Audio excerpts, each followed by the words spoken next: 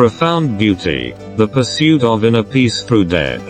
In this bustling society, profundity is not just a personality trait, it is a pursuit of inner tranquility. Profound individuals may seem reserved, but within them lies a serene and rich world.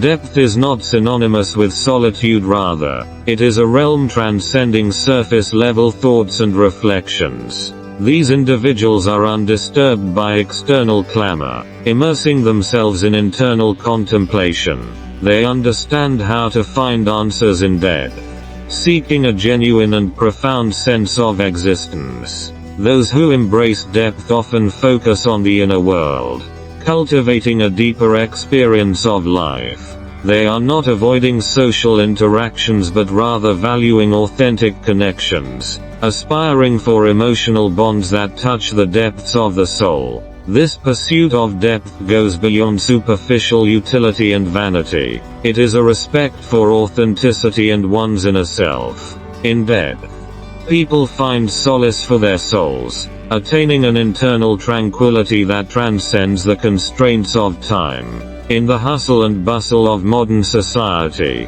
the quality of depth may be considered a precious force, guiding individuals towards internal serenity, and the pursuit of a more enriching and meaningful life.